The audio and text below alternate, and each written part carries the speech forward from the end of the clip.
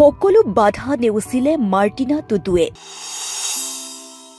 সাউতাল জনগোষ্ঠীৰ প্ৰথমগৰাকী MBBS doctor Martina Tudu. ধন্যবাদ ইমান খলাগ লৈছে আৰু লগতে সন্মানীয় মুখ্যমন্ত্ৰী ডাঙৰীয়াই তেওঁৰ পষ্টত মোক স্থান দিছে মই কৃতজ্ঞ অনুভৱ কৰিছোঁ। তথ্যৰ অভাৱত এটা জনগোষ্ঠী শৈক্ষিক উত্তৰণৰ প্ৰাচীৰ হয়, যাৰ ফলত উচ্চ চিন্তাধাৰা থাকিলেও আগবাঢ়ি যোৱাত বাধা আহে। এনে সকলো বাধা নেওচি MBBS লাভ কৰিলে মাৰ্টিনা টুডুৱে।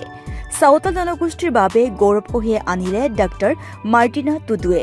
জনগোষ্ঠীটোৰ প্ৰথমগৰাকী MBBS ডিগ্ৰীধাৰী যুৱতী হ'ল ডক্টৰ মাৰ্টিনা টুডু। তেজপুৰ চিকিৎসা মহাবিদ্যালয়ৰ পৰা MBBS ডিগ্ৰী লাভ কৰিছে মাৰ্টিনাই। তেজপুৰ মেডিকেল কলেজত বৰ্তমানেও নিজৰ অধ্যয়ন অব্যাহত ৰাখিছে মাৰ্টিনা টুডুৱে। সকলোকে অশেষ ধন্যবাদ ইমান খলাগ লৈছে আৰু লগতে সন্মানীয় মুখ্যমন্ত্ৰী ডাঙৰীয়াই তেওঁৰ পষ্টত মোক স্থান দিছে মই অশেষ কৃতজ্ঞ অনুভৱ কৰিছোঁ। সাউতালী জনগোষ্ঠীৰ আপুনি প্ৰথমগৰাকী MBBS কি ক'ব? ভাল লাগিছে বহুত। সৰুৰে পৰা ডক্টৰ হোৱাৰ মন আছিল, সেয়া সপোন পূৰা হ'ল আৰু ভাবিছিলোঁ আমাৰ জনগোষ্ঠীৰ মাজতে গম পাব কিবা, কিন্তু এতিয়া বহুতেই গম পাইছে আৰু অশেষ ধন্যবাদ।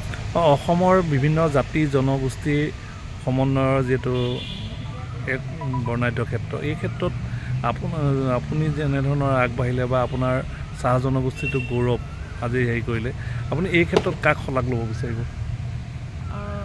প্ৰথমতে মোৰ মা দেউতাক দেউতাই সপোন দেখাব শিকাইছে, মায়ে সকলো সময়তে ছাপোৰ্ট কৰিছে। লগতে মোৰ ফেমিলি জেঠু জেঠাই দাদা ধন্যবাদ দিম আৰু মোৰ শিক্ষাগুৰুসকলক ধন্যবাদ দিম। আৰু লগতে আমাৰ যিখিনি সংগঠনখিনি আছে তেওঁলোকে সকলো সময়তে সহযোগিতা আগবঢ়াইছে, তেওঁলোককো ধন্যবাদ দিম।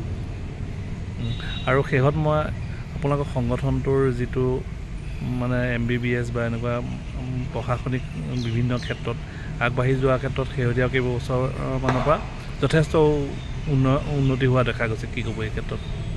এই ক্ষেত্ৰত চৰকাৰকো অশেষ ধন্যবাদ। বহুত ক্ষেত্ৰত ৰিজাৰ্ভেশ্যন ছিষ্টেম এতিয়া থৈছে আমাৰ ডিজিটেল মানুহখিনিৰ বাবে বা আদিবাসী মানুহখিনিৰ বাবে যিখিনি সা সুবিধা দি আছে সকলোৱে আগবাঢ়ি যাওক, আমি সকলোৰে উন্নয়ন বিচাৰোঁ, গোটেই অসমখন আগবাঢ়ি যাওক। News desk report DB news.